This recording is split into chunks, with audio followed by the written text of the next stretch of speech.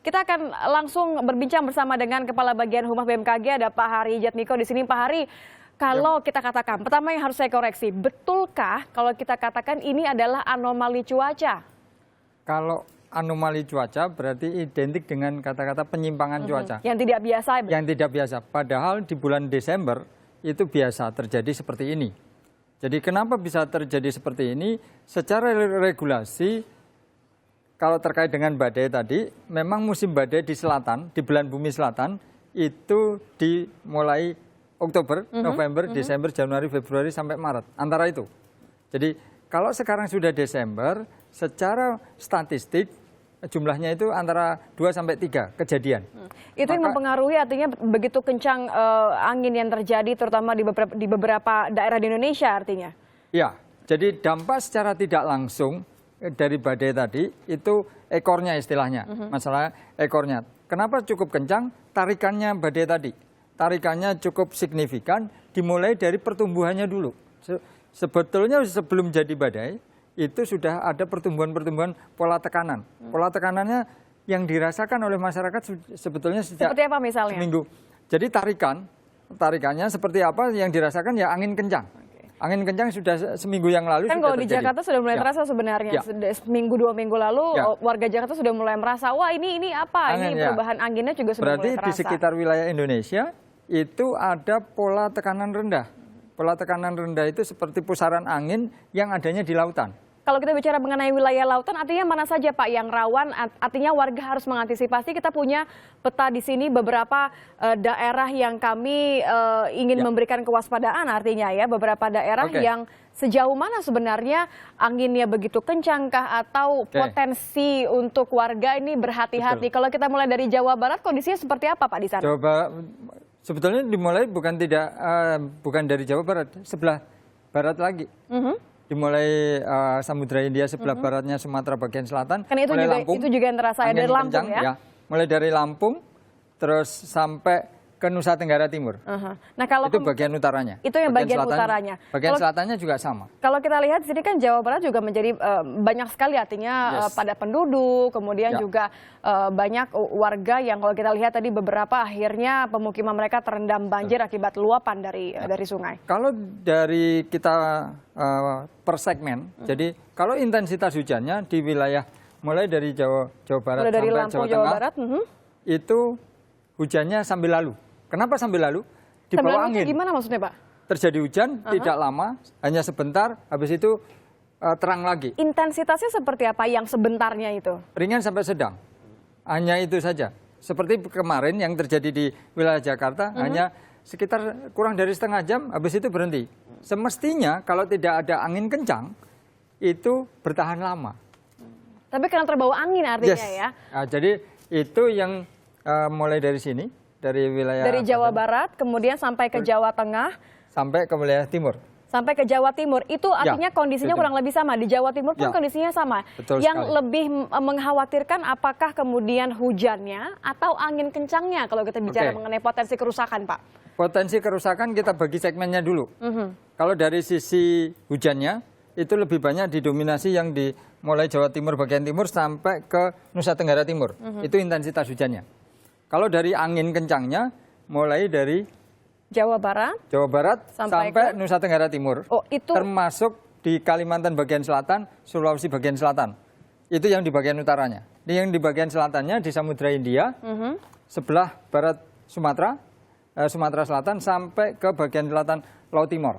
Jadi saya ulang ya Pak ya, kalau misalnya dari Jawa Barat kemudian di Jawa Timur, ini yang harus diantisipasi berarti adalah anginnya yang kencang yang harus diwaspadai. Apalagi kalau kita lihat potensi kerusakannya bisa membuat pohon tumbang, kemudian juga akhirnya mungkin beberapa barang ini terbawa angin kencang. Ini yang menjadi hal yang harus diwaspadai dari wilayah Jawa Barat hingga ke Jawa Timur, begitu ya Pak ya? Itu sampai ke wilayah Nusa. Tapi yang terparah kita bisa katakan di sini. Tapi kalau kita bergerak dari Jawa Timur artinya apa? Kemudian kita bergerak ke Bali.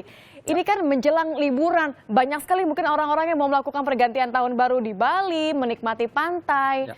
Kondisi laut yang kurang bersahabat kalau Anda bisa katakan seperti apa Pak di Bali? Di Bali di bagian baik di bagian selatan maupun di bagian utara. Anginnya masih kencang tadi. Anginnya kencang. Representasinya sederhana, kalau anginnya kencang maka konteksnya itu gelombangnya juga cukup tinggi. Kalau gelombangnya cukup tinggi, perlu kewaspadaan. Jadi masyarakat silakan melakukan berlibur long weekend ini, menikmati wisata, tapi perlu meningkatkan kewaspadaan dan kehati-hatian. Kalau di sekitar pantai berarti ya? Yes, karena tinggi gelombangnya cukup signifikan. Yang ke tengah di sini, di Samudra Hindia sebagai tengah itu sampai 4 meter bahkan 6 meter. Wow, cukup tinggi. Kalau yang di pinggir itu 2,5. Makanya beberapa wilayah mulai dari barat sampai ke timur, nelayan tidak melaut. Ya, tadi kita melihat bahwa gelombangnya cukup membahayakan, kalaupun mereka melaut pun tidak mendapatkan hasil tangkapan yang seperti biasanya. Tapi gini Pak, kalau misalnya di Bali misalnya, banyak orang yang masih memutuskan untuk di pantai. Dalam waktu berapa lama kalau kita bisa katakan masa-masa yang harus atau paling harus diwaspadai dalam kurun seminggu 2 minggu? Seminggu ini masih kurang nyaman. Seminggu ini masih kurang nyaman untuk berada di pantai berarti ya? Kurang nyaman dari sisi anginnya cukup kencang. Masyarakat kalau namanya berlibur di pantai, sukanya yang sepoi-sepoi anginnya. Sepoi-sepoi, tidak angin kencang. Kalau angin kencang relatif kurang, wah ini sudah mengganggu badan, tidak enak dan sebagainya. Terus yang kedua, mau melakukan aktivitas di agak ke tengah itu tidak nyaman juga. Maka ada pelarangan pasti. Itu yang kurang nyaman. Baik di pagi, siang, malam, dini hari pun juga sama. Hujannya seperti apa? Kalau potensi hujannya, kalau kita bicara di wilayah Bali, itu intensitasnya sedang hingga lebat. Oke. Jadi tidak hanya Bali. Yang perlu menjadi perhatian masyarakat saat ini, malah saudara-saudara kita di wilayah Nusa Tenggara Barat. Siang ini diindikasikan turun hujan, intensitas sedang hingga lebat, bahkan sangat lebat di beberapa wilayah. Kalau untuk potensi banjir bandang seperti apa Pak? Kan kalau di Bima ini juga masih mengkhawatirkan kondisinya. Kalau kita bisa lihat mungkin kondisi pertama di Bima kita akan lihat bersama saudara. Ini Pak Hari juga kalau kita lihat ini kan tadi sebelumnya kami mendapatkan laporan langsung dari rekan kami di Bima bagaimana banjir bandang di sana membuat artinya kerusakannya lumayan parah. Bahkan sampai saat ini juga mereka masih mewaspadai adanya banjir bandang susulan. Dengan kondisi yang saat ini, recovery dan kondisi tanahnya masih belum cukup kering sama sekali.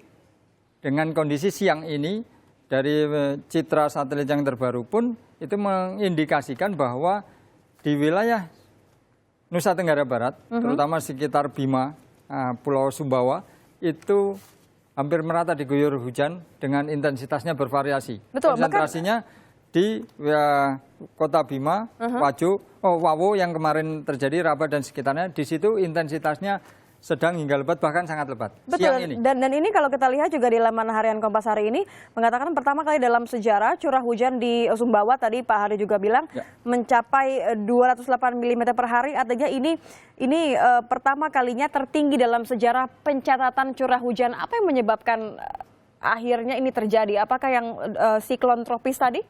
Salah satunya. Jadi salah satunya kalau tarikan siklon tropis membentuk pola pertemuan angin. Pertemuan massa udara yang dari utara sama dari selatan, pertemuannya di sekitar ini. Itu satu. Dengan potensi itu ditambah pola lokal. Pola lokal kelembapannya cukup tinggi dan sebagainya, itu membuat pertumbuhan awannya yang sangat-sangat optimum. Berapa lama ini akan terjadi, Pak Hari? Berapa lama kita harus mewaspadai kondisi seperti ini? Kalau kita mewaspadai sampai kita bicaranya bulanan, berarti saat ini berada pertengahan bulan, ya berarti ya? Bulan puncak musim hujan, maka masih perlu peningkatan kewaspadaan. Selama akhir bulan Desember paling tidak, ini masih harus meningkatkan kewaspadaan. Betul. Januari bagaimana? Kalau Januari juga sama, seperti itu. Kalau kita bicara hariannya, maka 1 hingga 3 hari ke depan, ini masih cukup ditingkatkan kewaspadaan. Mewaspadai. Ini pas sekali. Terima kasih Pak Hari, Kepala Bagian Humas dari BMK.